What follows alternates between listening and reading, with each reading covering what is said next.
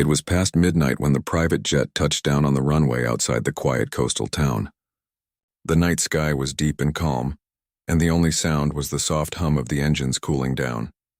Inside the jet, a tall man in a dark suit leaned back in his seat, staring out the window. His name was Richard Hale, a billionaire businessman who owned one of the largest real estate companies in the country. But at that moment, he didn't feel powerful or proud. He just felt tired. He had been away for nearly a year, traveling between countries, attending meetings, and signing deals.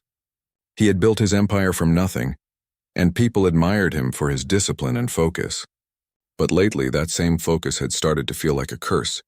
Every time he returned to an empty hotel room, he thought about his home, the big house by the ocean where his young son Evan lived. Richard had missed so many moments of his boy's life. The last time he saw him, Evan had just turned 6. Now he was almost 7. Richard had planned to come home next month, but that night, he decided to come early without telling anyone. He wanted to surprise his son, maybe even make up for lost time.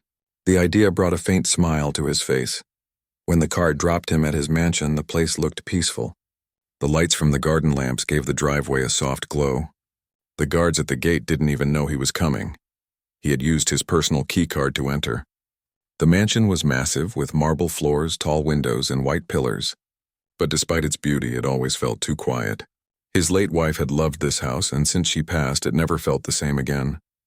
Richard entered through the side door, his shoes silent against the polished floor. The air smelled faintly of lemon polish and lavender, the scent the staff always used when cleaning. He expected everyone to be asleep at that hour, but as he walked down the long hallway toward the living room, he heard something. Laughter. It was soft at first, then clearer. A child's giggle. Richard froze. He followed the sound until he reached the living room door. The lights were dim, but inside his son was sitting on the carpet, surrounded by colorful building blocks. Next to him sat a young woman wearing a simple maid's uniform. She was helping him build what looked like a small castle. Her skin glowed warm under the lamp, and her smile was gentle as she listened to Evan's stories. Richard's first thought was confusion. Who was she? Why was she with his son at this hour? He had never seen her before. The staff had changed a few times over the past year, but he had never allowed any of them to get too close to Evan. He wanted his son to stay polite and disciplined, not attached to employees who came and went. He stood there quietly, just watching. Evan laughed as the woman pretended to make the toy soldiers talk in funny voices. Her tone was full of warmth, nothing forced or formal. When one of the blocks fell, she covered her mouth and gasped playfully, making the boy laugh harder. Richard hadn't heard that kind of laughter from his son in years. Then Evan said something that caught Richard off guard. "You're my best friend," the boy said softly. The woman smiled and said, "And you're my favorite little man." Something inside Richard stirred. A strange mix of emotions, surprise, anger, and guilt. For a moment, he almost stepped forward to interrupt, to remind her of her place. But then he saw how Evan looked at her, safe, happy, loved. The boy had always been shy and quiet around most people, even tutors and nannies. Yet here he was, free and smiling. Richard took a slow step back, not wanting to be seen. He turned away from the room and walked upstairs. His footsteps echoed through the empty hall, reminding him just how large and lonely the house really was. He entered his room and sat down on the edge of the bed. It felt strange being home after so long. He thought about what he had just seen. He didn't know that maid. He didn't know her story or how long she had been there. But the sight of his son smiling beside her filled him with both relief and confusion. He wanted to believe she was just being kind, that it was harmless. But part of him couldn't help wondering if she had overstepped. He had worked hard to build boundaries between staff and family. That was how he kept things professional. Yet tonight, those boundaries looked blurry. When he finally lay down, sleep didn't come easily. His mind was restless. He thought about his son's laughter, about the warmth he saw in that room. It reminded him of nights long ago before his wife got sick, when their home was filled with laughter and noise. Back then, he used to come home from work and find his wife reading to their son. She always said love mattered more than money. He used to smile and agree even though he didn't really understand it then. Now, sitting in the darkness of his big, empty room, he wondered if maybe she had been right all along. The next morning, the sun filled the house with light. Richard woke up early and went downstairs quietly. He didn't want the staff to know he was home yet. He wanted to see how things ran without his presence. In the kitchen, he found the cook making breakfast. The man didn't notice him, too busy preparing pancakes, something Richard knew Evan loved. From the hallway, Richard saw Evan running toward the dining table, his hair messy, his smile wide. The maid from last night was behind him, carrying a small plate of fruit. She looked fresh and cheerful, wearing a clean uniform and a bright expression. When Evan saw her, he said, "You're eating with me, right?" She laughed softly. "No, sweetheart, I'll be right over there." But Evan pulled at her hand. "Please, just sit." Richard stepped forward then. His deep voice filled the room. "What's going on here?" The sound made everyone freeze. The cook nearly dropped a plate. Evan's eyes widened with surprise and then joy. "Dad!" he shouted, running toward him. Richard knelt down and hugged his son tightly. The boy smelled like soap and syrup, and his small arms wrapped around his father's neck. It was the kind of hug that made the long months apart disappear, at least for a moment. When Richard stood up, his eyes shifted toward the maid. She looked nervous now, standing still, unsure what to say. He noticed how young she was, maybe in her late 20s, and how her eyes showed both confidence and humility. "I didn't know you were back." "Sir," she said softly. "Clearly," Richard replied, his voice calm but cool. "And you are?" "Lena," she said. "I take care of the house sometimes. And help with Evan." Richard nodded slowly. "Help with Evan," he repeated. "That's new." The cook quietly slipped out of the room, sensing the tension. Evan looked between them, sensing his father's tone. "Dad, she's really nice," he said quickly. "She plays with me. She makes pancakes with me, too." Richard's gaze softened just a little.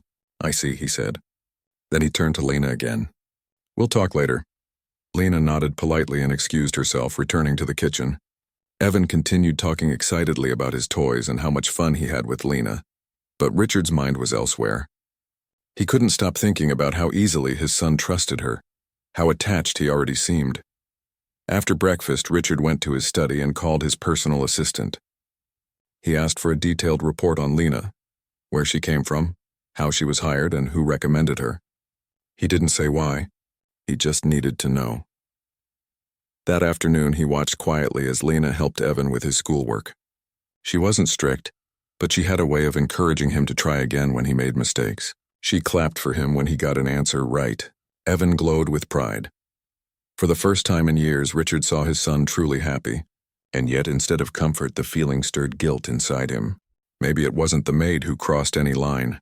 Maybe it was him, the father who had been gone too long. As evening fell, the sound of laughter returned to the house. Richard stood in the hallway once more, watching his son and the woman who somehow brought light back into his home. He didn't know it yet, but this unexpected return would change everything, not just for Evan, but for him too. That night, as the ocean waves crashed softly against the shore, Richard lay awake staring at the ceiling. The image of his son's joyful face and the warmth in the maid's eyes wouldn't leave his mind. For the first time in years, the mansion didn't feel completely empty. It felt like something real, something human, was finally alive inside its walls again. The next morning, the mansion was busier than usual. News had spread among the staff that Richard Hale was home. The workers were moving faster, trying to make sure everything was perfect. The cook replaced the breakfast menu with Richard's favorite dishes. The gardener trimmed the hedges twice, and the butler polished every corner of the house. Everyone knew the billionaire liked order and silence. When he was around, no one dared to be too relaxed. Lena, however, stayed calm. She kept working quietly, even though she could feel the tension in the air. She had already helped Evan with his school clothes, and was now folding laundry in the guest room. She didn't know what kind of man Richard really was, but the way he had looked at her that morning told her he was not easy to read. His eyes were sharp but not cruel. It was like he was trying to understand something before saying too much. Evan kept asking where his dad was. "He's been in his office all morning," Lena said, smiling softly. "Maybe he's busy with work." "I want to show him my drawings," Evan said. "Do you think he'll like them?" "Of course he will," she replied, smoothing his hair. "You just have to be patient." Later that afternoon, Richard came out of his office and stood by the railing on the second floor. quietly observing. From there, he could see the living room. Lena was sitting on the floor again, helping Evan color a big sheet of paper filled with doodles. She was laughing at something Evan said, her tone light and warm. The boy looked so happy, it almost hurt Richard to see it. He had spent so many years trying to give his son the best of everything: tutors, clothes, toys, and vacations. But none of that had ever brought this kind of joy to the boy's face. And yet a maid had managed it with nothing more than patience and kindness. When Lena looked up and saw him watching, she froze for a moment, then stood up quickly. "Good afternoon, sir," she said politely. Richard nodded slightly, his face unreadable. "Good afternoon." Evan jumped up and ran to him. "Dad, look what we made," he said, holding the big paper with both hands. "Lena helped me draw our house." Richard looked down. The drawing was full of colors: the mansion, the ocean, the garden, and a big sun in the corner. There were 3 stick figures near the gate: 1 tall man, 1 small boy, and 1 woman holding the boy's hand. Richard noticed that the woman in the drawing was not his late wife. It was Lena. For a few seconds, he didn't say anything. He just stared at the picture. Evan's innocent smile made his heart ache in a way he hadn't felt in years. Finally, he cleared his throat. "It's very nice," he said softly. Lena smiled, relieved that his tone wasn't angry. She stepped back and let father and son talk. Richard crouched down beside his boy. "You've become quite the artist," he said. Evan grinned proudly. "Lena taught me to mix colors. She says pictures tell stories even when people don't talk." Richard looked at her again. Her expression was calm, humble, almost shy. He nodded once more and said, "Thank you for spending time with him." "It's no trouble at all, sir," she replied. "He's a wonderful kid." That evening after dinner, Richard called his assistant on video chat. "Did you find out everything about her?" he asked. "Yes, sir," the assistant replied.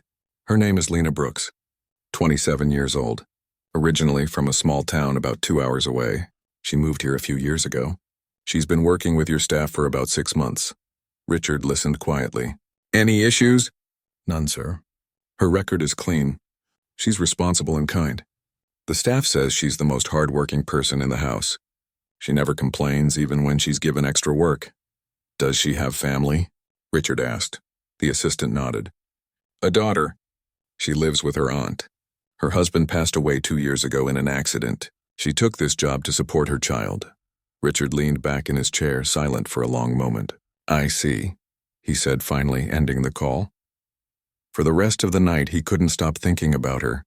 A single mother. A maid who played with his son because she felt he was lonely.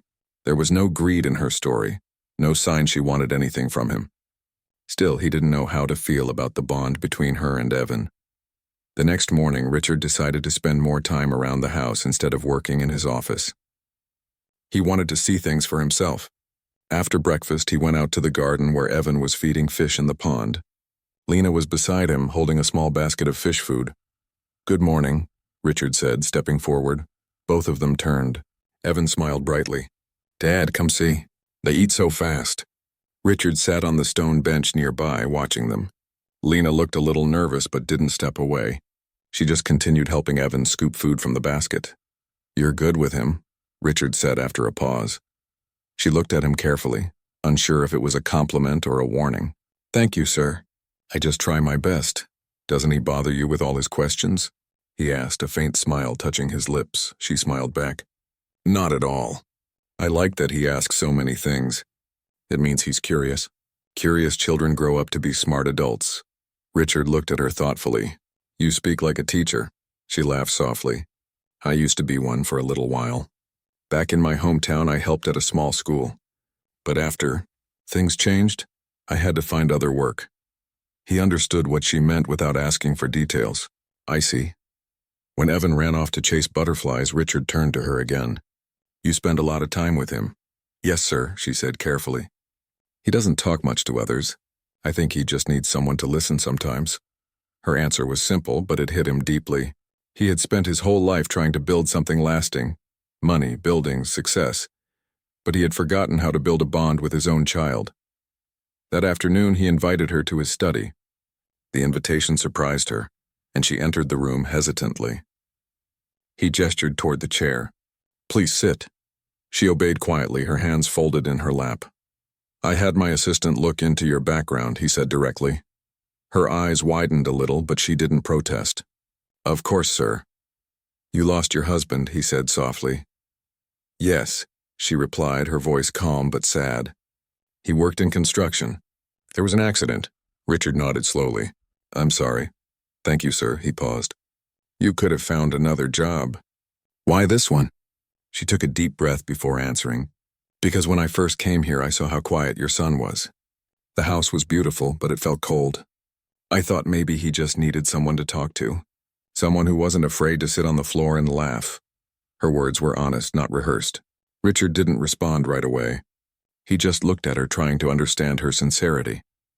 Finally, he said, "You've done more for him than I realized." She shook her head gently. "No, sir. I've just been here. Sometimes that's all children need. Someone who's here." When she left the room, Richard stayed seated, deep in thought. He realized how much he had missed. He had hired the best teachers, bought the most expensive toys, but none of those things gave his son what this young woman had given him: warmth. That evening, as the sun set, Richard stood outside on the balcony watching the ocean. Down below in the garden, Evan was playing with Lena again. Their laughter rose through the air, blending with the sound of the waves.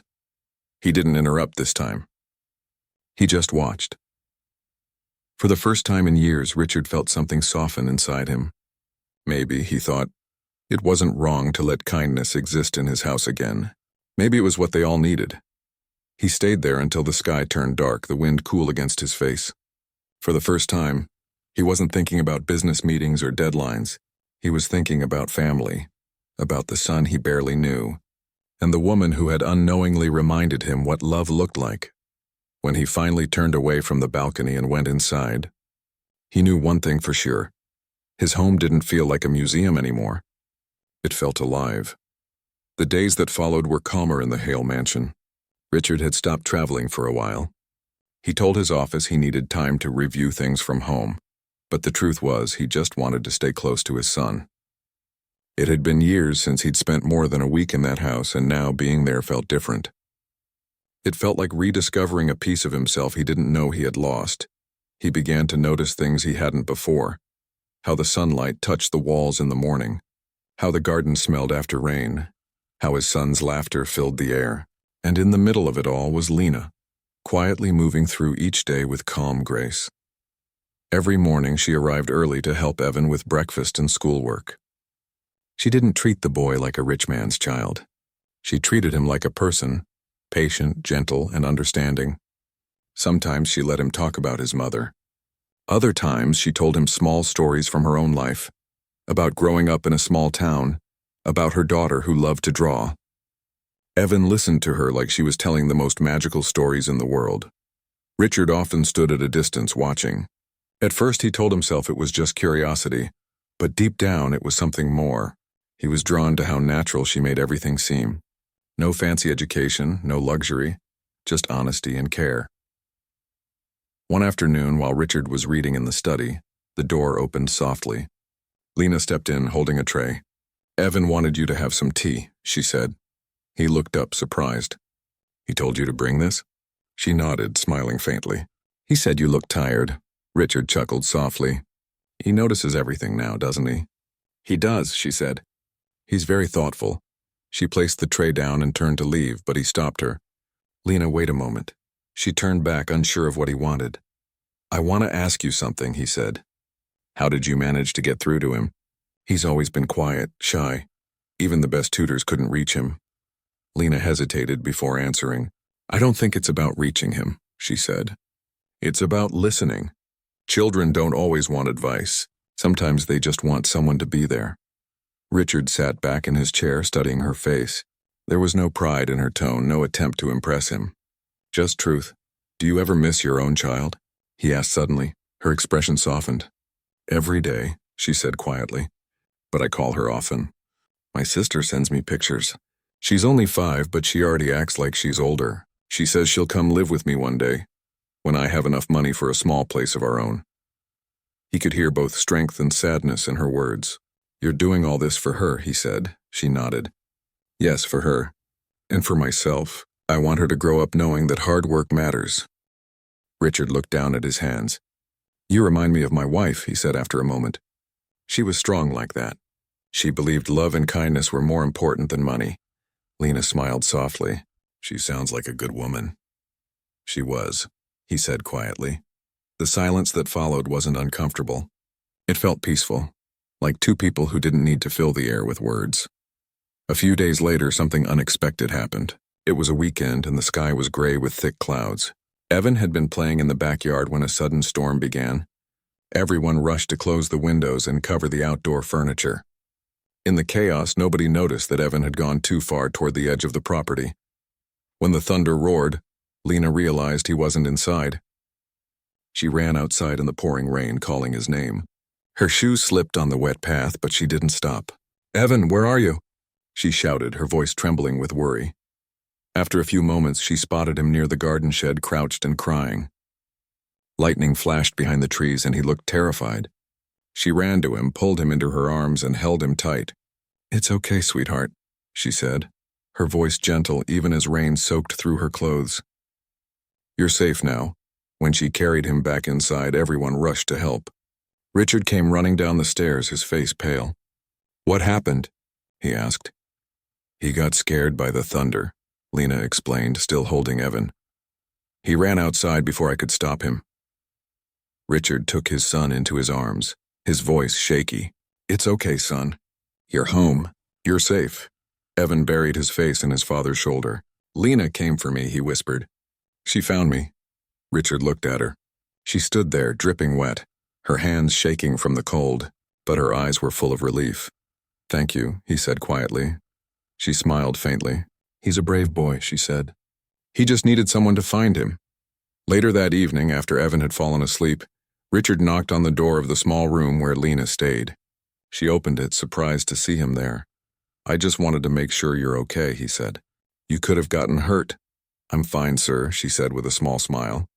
He's the one who was scared. You didn't have to go out there like that, Richard said. It was dangerous, she shook her head. I didn't think about danger. I just thought about him. Her words struck him deeply. She spoke with the kind of care that couldn't be bought, the kind that came from the heart. Still, he said, I owe you my thanks. You don't owe me anything, she replied softly. He means a lot to me. For a moment, Richard didn't know what to say. He simply nodded and stepped back. Good night, Lena. Good night, sir. When he returned to his room, he sat by the window listening to the rain. The image of her running through the storm to protect his son wouldn't leave his mind. She hadn't hesitated for a second. There were people on his payroll who would never have done that. But she had. The next morning, the house felt different. Evan was cheerful again, and Richard noticed that the boy clung to Lena even more. At breakfast, he refused to eat unless she sat beside him. Richard didn't argue. He just watched quietly. After everyone finished eating, Richard told Lena to join him in the study. She looked nervous as she entered, probably wondering if she had done something wrong. He stood near the window, looking out at the sea. I wanted to talk about last night, he said. Yes, sir, she said softly. I've seen a lot of people come and go in this house, he began. But I've never seen anyone care the way you do. You didn't think twice about risking yourself for my son? I didn't think of it that way, she replied quickly. It was just instinct. He's a good child. He trusts me. I couldn't let him be alone out there. Richard turned to face her. And that's exactly why I'm grateful, he said. You've given him something I couldn't. Comfort. Her eyes glistened, but she blinked it away. He just needs love, sir. Every child does. I know, Richard said quietly, and I forgot that for a long time. There was a silence again, deep and meaningful. He walked to his desk, picked up a small box and handed it to her. Inside was a brand new set of painting supplies, brushes, colors, and a small canvas. She looked confused. Sir, this is too much, he smiled faintly. Evan told me you like to paint. Consider it a thank you. Her lips trembled slightly. That's very kind of you. Thank you, sir. As she left, Richard stayed still, feeling something new inside him. Something warm, almost peaceful. The walls of the mansion, once cold and distant, now felt alive again, There was laughter, kindness, and something close to love echoing through its halls. That night, as he tucked his son into bed, Evan looked up and asked, "Dad, can Lena stay forever?" Richard smiled gently. "Why do you want her to?" "Because she makes the house happy," the boy said simply. Richard kissed his forehead. "Then maybe she should." As he turned off the light and walked out of the room, Richard realized his son was right. Lena had brought happiness back into their lives, not through wealth or luxury, but through something far more powerful: kindness.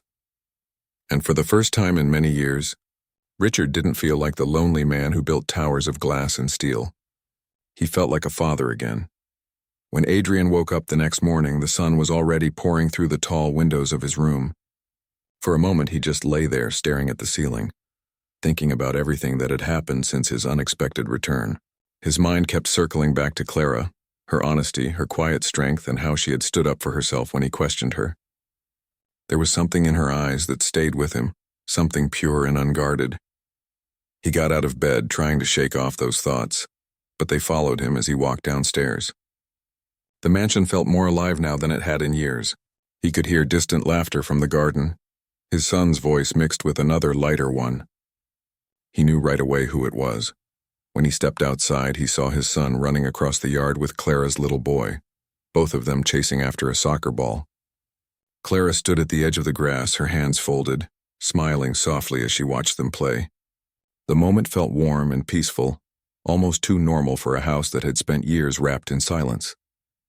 Adrian didn't want to interrupt, but his son spotted him and waved. "Dad, come play with us," he shouted, running over.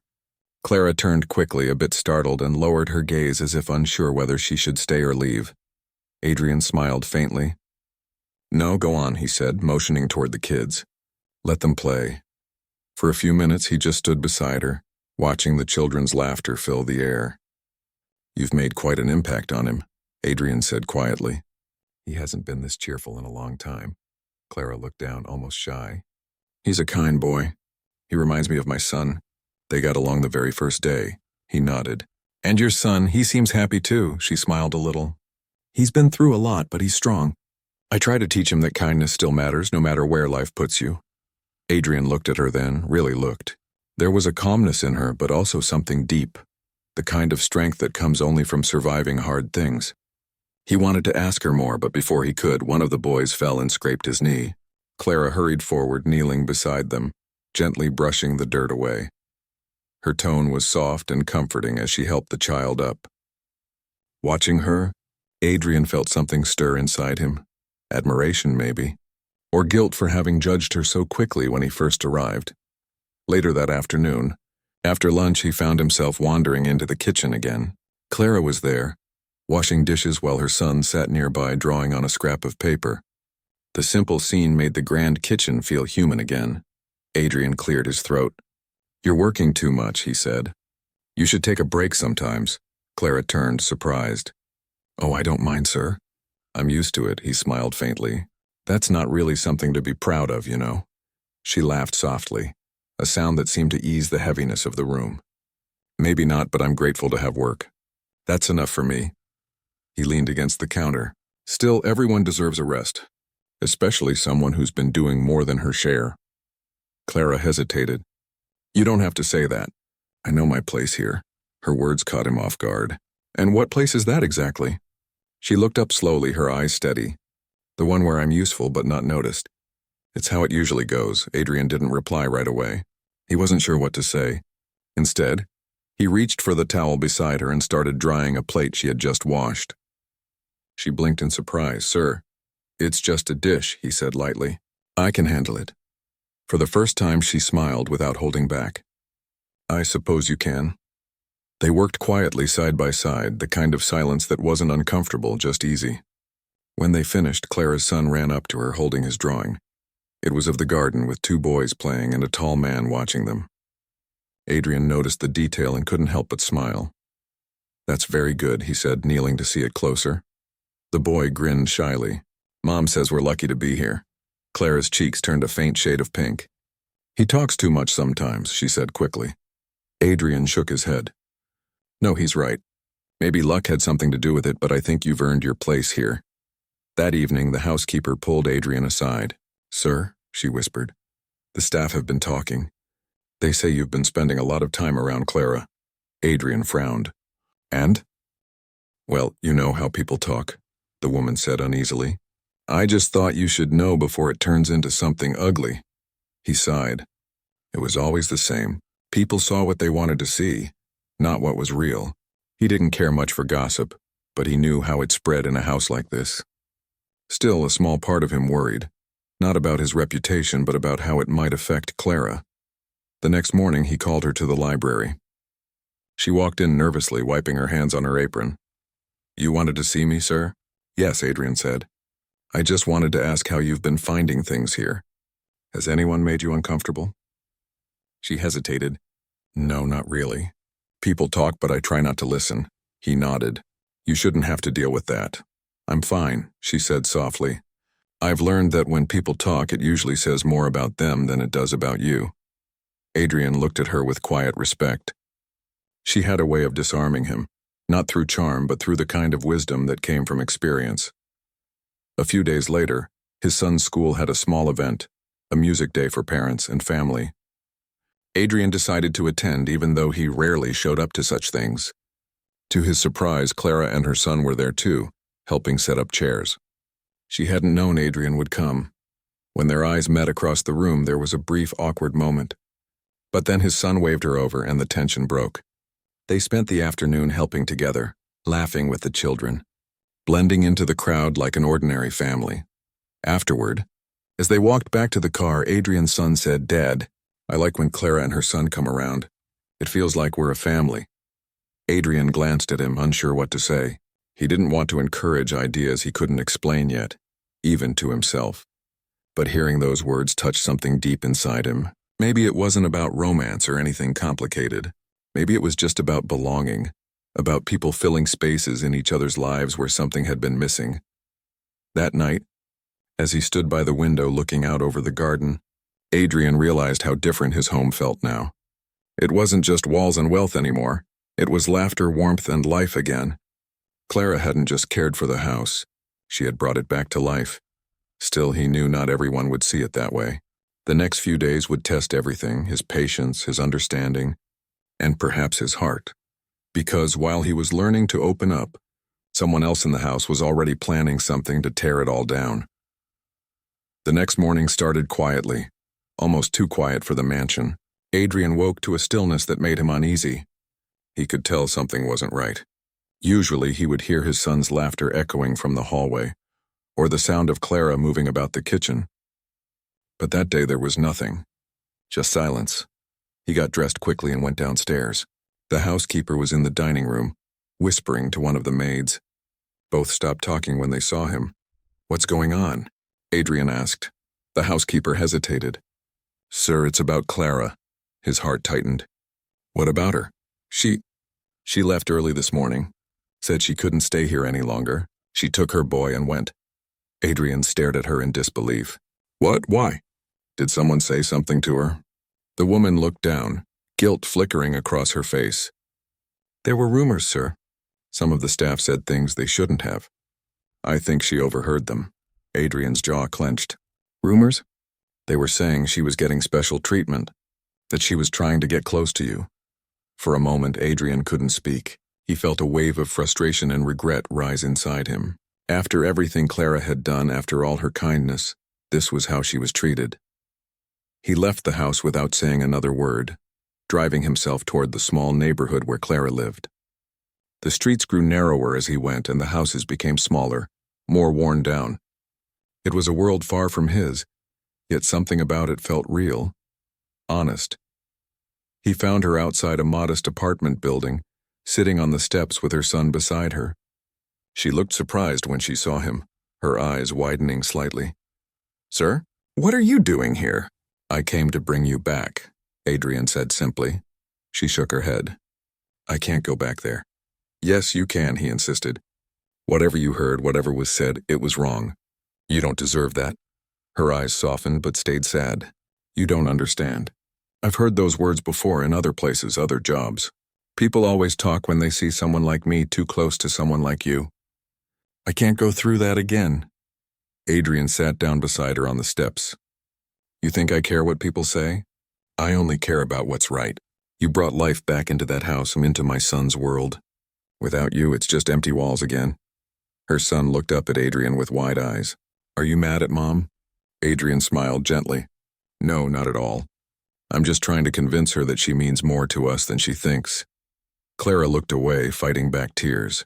It's not easy, you know.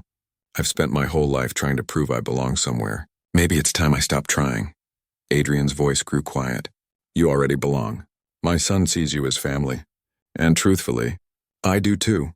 She turned toward him then, eyes full of emotion. You don't have to say that. I'm not saying it because I have to, he replied softly. I'm saying it because it's true.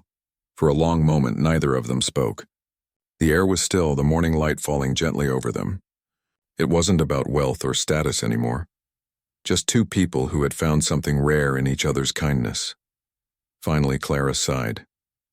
If I come back, it's only because I don't want your son to be sad. That boy. He reminds me what hope looks like. Adrian smiled faintly. That's good enough for me. When they returned to the mansion later that day, the atmosphere changed. The staff grew quiet as Clara walked in, her head held high. Adrian didn't say a word, but everyone could feel the message in his silence. That respect would be expected from now on. His son came running down the stairs, nearly tripping in his excitement. You're back, he cried, wrapping his arms around Clara's waist. She laughed through her tears, hugging him tightly. After that day, things began to settle again. But something had shifted, not just in the house, but in Adrian himself. He found himself spending more time at home, less at the office. He'd sit in the garden after dinner, watching the kids play, often joined by Clara. They talked about everything. Her life before coming there, his regrets, their hopes for their children. Sometimes they laughed. Sometimes they sat quietly, just sharing the silence. One evening, as the sun was setting, Adrian said, Do you ever think about how strange life is? How two people from such different worlds can end up sitting here talking like this? Clara smiled. Life has its way of surprising us. I never thought I'd work in a place like yours, let alone feel safe in it. You don't just work there, he said. You've made it a home. She glanced at him, unsure how to respond. You really think that? I know that, he said simply. It used to feel like a museum. Now it feels alive. The wind rustled through the trees and she looked away, hiding the small smile tugging at her lips. But while things inside the mansion were growing warmer, outside eyes were watching. A distant relative of Adrian, a man known for his greed, had caught wind of the rumors about Clara. He started whispering to others that Adrian was being taken advantage of, that Clara was manipulating her way into his life. One evening, that man showed up uninvited, storming into the living room. Adrian, are you out of your mind? You've turned your home into a charity house. Adrian stood calmly. Careful with your words. I'm just saying what everyone's thinking. That's enough, Adrian said sharply, his voice cold. You don't get to talk about her that way. The man scoffed. So it's true then. You've let her get to you. Adrian stepped closer. She's done more for this family than you ever have. If you can't respect her, you can leave. The relative glared, but Adrian didn't flinch. Within minutes, the man was gone, his pride wounded. Clara had heard everything from the hallway. When Adrian turned around, she was standing there, tears glistening in her eyes. You didn't have to defend me, she said softly. Yes, I did, he replied, because you've defended me in ways you don't even realize. That night after everyone went to bed, Adrian sat alone in his study thinking. He realized something profound. Money could build walls, but it couldn't fill them with love. Power could command respect, but not affection. What made life meaningful were people like Clara, honest, strong, and full of quiet grace. The next morning, he made a decision. He called the household staff together. Clara stood at the back, unsure why she was there. Adrian spoke clearly. I've decided to make some changes. From today onward, this house will be run with respect and fairness. No one here is above another. We're all part of the same home. The staff nodded, some looking embarrassed. Clara's eyes filled with emotion, though she said nothing. Later, Adrian found her in the kitchen. You look upset, he said. She smiled faintly. No, just surprised. I never thought someone like you would say something like that. He shrugged. Maybe I needed to learn what really matters. She looked at him for a long moment. You've changed a lot since you came back. Maybe I just started seeing clearly, he said quietly. Months passed and life in the mansion grew steady. The two boys became inseparable, almost like brothers. Clara continued to work, though Adrian often insisted she take time for herself. Sometimes, they'd all share dinner together, laughing, teasing, living like a family without ever naming it that. One evening, as the first snow began to fall, Adrian stood by the window, watching the children build a snowman outside. Clara walked up beside him, her hands tucked in her sweater. Looks like they're having fun, she said softly. He smiled. Yeah, they remind me what happiness looks like. There was a quiet moment before he added, I used to think wealth was what made life good, but I was wrong. It's people like you who do that. She turned toward him, eyes warm. And I used to think kindness from people like you didn't exist. I was wrong too. They both laughed softly. Outside, the kids shouted for them to come join, their laughter echoing in the cold air. Adrian glanced at Clara, then stepped forward, holding out his hand. Shall we? She hesitated only a moment before taking it. Together, they walked out into the snow where life, in all its simple beauty, was waiting for them. And though Adrian never planned it, he realized that coming home unannounced had given him more than he could have ever imagined. It didn't just bring him back to his house. It brought him back to what truly mattered.